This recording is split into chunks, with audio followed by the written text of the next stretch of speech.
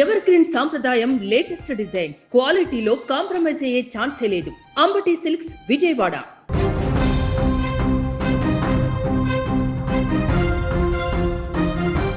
తమిళనాడు ముఖ్యమంత్రిగా బాధ్యతలు స్వీకరించిన నటుడు రాజకీయవేత్త జోసెఫ్ విజయ్ తన తొలి ప్రధాన పరిపాలనా నిర్ణయంతో ఇప్పుడు సంచలనం సృష్టించారు. రాష్ట్ర వ్యాప్తంగా ఉన్నటువంటి దేవాలయాలు కానీ విద్యాసంస్థలు కానీ బస్టాండ్లకు సమీపంలో ఉన్నటువంటి వైన్ షాప్లను క్లోజ్ చేయాలంటూ ఇమీడియట్గా ఆదేశాలు కూడా జారీ చేయడం జరిగింది. మద్యం దుకాణాలను తక్షణమే మూసివేయాలంటూ కూడా ప్రకటించడం జరిగింది. అంటే టాస్మాక్ దుకాణాలు, మద్యం దుకాణాలు ప్రభుత్వ ఆధీనంలో నడుస్తున్నటువంటివి ఏదైతే ఉన్నాయో వీటి సుమారుగా 717 మద్యం దుకాణాలు ఉన్నట్టుగా గుర్తించారు. సో ఈ 717 మద్యం దుకాణాలను తక్షణమే అప్పటికప్పుడే నిలిపివేయాలంటూ మూసివేయాలంటూ కూడా ఆదేశాలు జారీ చేశారు. 2 వారాల్లోగా ఈ ఆదేశాలను పూర్తి స్థాయిలో అమలు చేయాలంటూ కూడా స్పష్టం చేశారు సీఎం విజయ్. ప్రభుత్వ గణాంకాల ప్రకారం తమిళనాడులో మొత్తం 4769 టాస్మాక్ దుకాణాలు ఉన్నాయి. వీటిలో మూసివేయనున్నటువంటి 717 షాపుల్లో 276 ప్రార్థనా స్థలాలకు దగ్గరలో, 186 వైన్ షాప్స్ విద్యాసంస్థలకు దగ్గరలో, 255 వైన్ షాపులు బస్టాండ్లకు దగ్గరలో ఉన్నట్టుగా గుర్తించారు. సో ఇలాంటి సున్నితమైనటువంటి ప్రాంతాలలో మద్యం లభ్యత పైన వస్తున్న ఆందోళన నేపథ్యంలో ఈ సామాజిక సంస్కరణ చర్య చేపట్టినట్టుగా కొత్త ప్రభుత్వం పేర్కొంది. ఏదేమైనా రావడంతో ముఖ్యమంత్రి విజయ్ కొన్ని సంచలనాత్మక నిర్ణయాలతో ముందుకు వెళ్ళబోతున్నట్టుగా ఈ నిర్ణయంతో మనకు అర్థమవుతుంది. ఇప్పటికే ముఖ్యమంత్రిగా ప్రమాణం చేసిన వెంటనే 200 యూనిట్ల వరకు ఉచిత విద్యుత్ పైన సంతకం చేసినటువంటి విజయ్ ఆ తర్వాత మిగతా అన్ని అంశాలపైన కూడా ఒక్కొక్కటిగా ఇప్పుడు ఫోకస్ చేస్తున్నారు. సో తొలి సంతకం ఫైల్ పైన చేసిన తర్వాత మహిళల భద్రత కోసం కూడా ప్రత్యేక దళం, ప్రతి జిల్లాలో యాంటీ డ్రగ్ యూనిట్లను కూడా ఏర్పాటుకు ఆమోదం తెలిపిన విషయం మనందరికీ తెలిసిందే. అయితే ప్రమాణ స్వీకారం అనంతరం విజయ్ చేసినటువంటి అత్యంత కీలకమైనటువంటి ప్రకటన డిఎంకేను లక్ష్యంగా చేసుకుంది.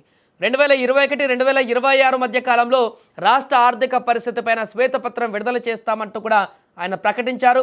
రాష్ట్రంలో 10 లక్షల కోట్లకు పైగా అప్పుల ఊబిలో కూరుకుపోయిందన్నారు.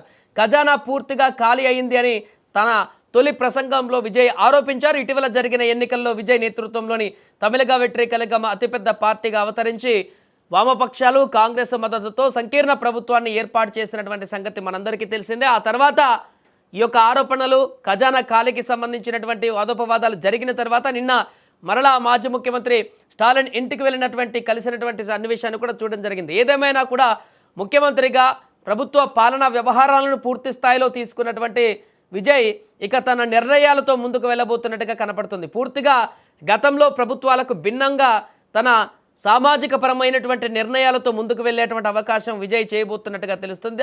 అందులో భాగంగానే మొదట ఈ యొక్క మద్యం దుకాణాల బంద్కు సంబంధించి యాక్షన్ మొదలుపెట్టారు. అంటే మొదటి స్టెప్లో ఈ యొక్క ఆలయాలు కానీ, ప్రార్థనా మందిరాలు, ఆలయాలు, అదేవిధంగా విద్యా సంస్థలు, బస్టాండ్లకు దగ్గరలో ఉన్నటువంటి మద్యం షాపులన్నింటినీ క్లోజ్ చేయడమే కాకుండా ఆ తర్వాత క్రమక్రమంగా వీటికి ప్రజలని దూరం చేసేటువంటి విధంగా విజయ్ నిర్ణయాలు తీసుకునేటువంటి అవకాశం ఉన్నట్టుగా కూడా చెప్తున్నారు. ఏదేమైనా సామాజిక కోణంలో ఆలోచించేటువంటి విజయ్ ఇప్పుడు తీసుకున్నటువంటి మొదటి అంటే నిన్న ఎమ్మెల్యే ప్రమాణ స్వీకారం జరిగింది. వెంటనే ప్రభుత్వ పరంగా పూర్తి బాధ్యతలు తీసుకున్నటువంటి రోజే ఈ యొక్క తన ఆదేశాలను జారీ చేయడం అనేది రాబోయే రోజులలో ఇంకా విజయ్ ఎలాంటి వ్యూహంతో ముందుకు వెళ్తారు, ఎలాంటి చర్యలు తీసుకోబోతున్నారు, సామాజిక పరమైనటువంటి అంశాలను ఏ రకంగా ముందుకు తీసుకోబోతున్నారు అనేటువంటి విషయం అయితే స్పష్టంగా కనిపిస్తుంది. ఇక విజయ్ ఈ నిర్ణయంతో తమిళనాడు ప్రజలు కూడా ఆసక్తిగా చూస్తున్నారు. పూర్తిగా మద్యం దుకాణాలను కూడా దూరం చేయాలంటూ చాలామంది మహిళలు కూడా చెప్తున్నారు. ఆ డిమాండ్కి సంబంధించి ఫ్యూచర్లో ఏం జరుగుతుందో చూడాలి. కానీ మొదటగా అయితే మొదటి రోజే ఇలాంటి యాక్షన్ తీసుకోవడం విజయ్ ఒక సంచలనాత్మకంగా మారింది.